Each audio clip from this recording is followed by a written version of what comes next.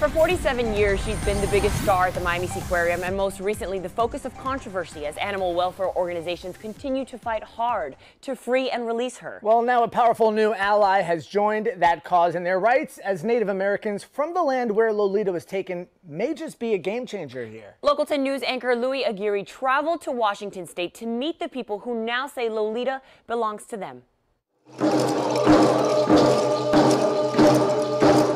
They sing a painful song of a mother looking for her long-lost baby, a sad reminder of when missionaries forcefully separated their ancestral families in order to Christianize their children.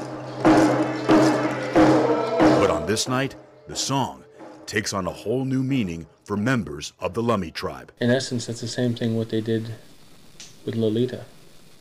They chased her and split her apart from her family with dynamite, killing her siblings.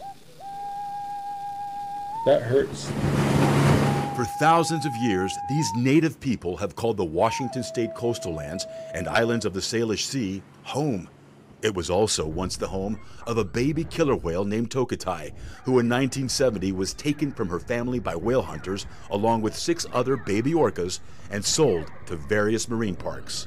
She is the only one who survived, and for 47 years, she's lived here in captivity at the Miami Seaquarium, where she performs 2 shows a day, 7 days a week, and is known by her stage name, Lolita.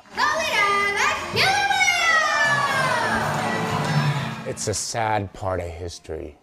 You know, when they came and took her, they didn't even ask permission. Don't buy a ticket, please. The Lummis have now joined the chorus of voices from animal rights groups, marine scientists, and animal lovers who for more than 25 years have lobbied passionately for Lolita's return to her birth waters here in the Salish Sea. She still sings her songs.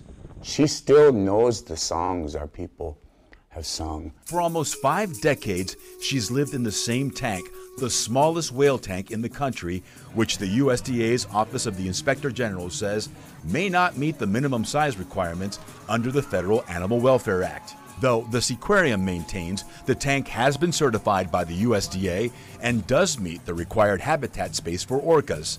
Still, the Lummis say she doesn't belong there. There's no way they should be getting away with putting these mammals in captivity for a show.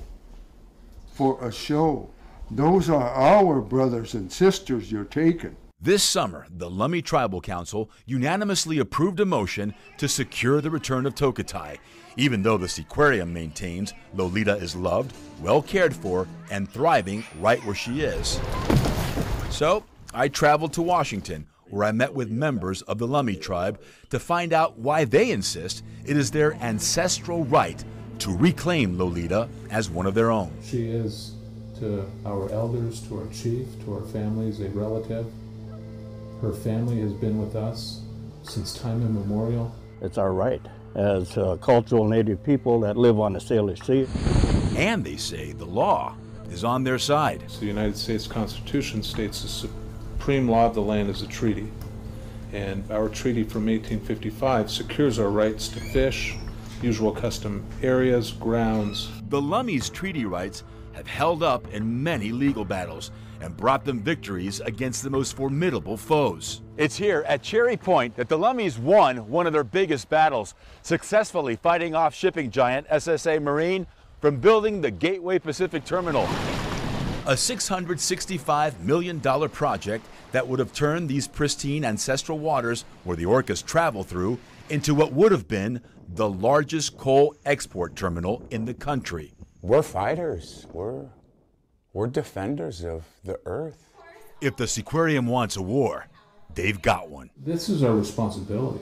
Lolita is one of many things that need to be done, many things that need to be corrected, many wrongs that need to be right.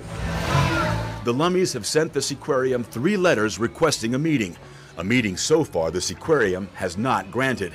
Though management declined to be interviewed for this story, it released a statement that reads in part, Miami Seaquarium has the utmost respect for the Lummi-Nation.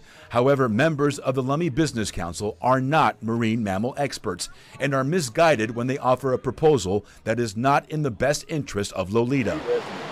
The Lummis may not be scientific experts, But Ken Balcom is. I love these animals. I relate to them, and I've studied them for 40 years. They call him the Orca Whisperer.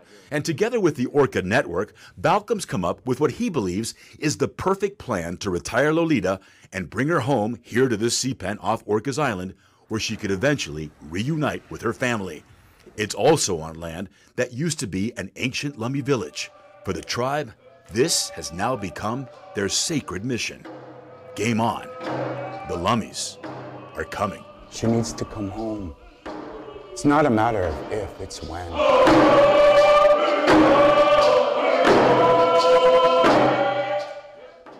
At 52 years old, Lolita is now the oldest orca in captivity. Can she survive the journey home? And what is the plan to safely retire her? And why is this story so much bigger than saving Lolita? I'm going to bring that to you tomorrow on Local 10 News at 11. Plus, why the Seaquarium says it won't work. You can read their entire statement on our website, local10.com.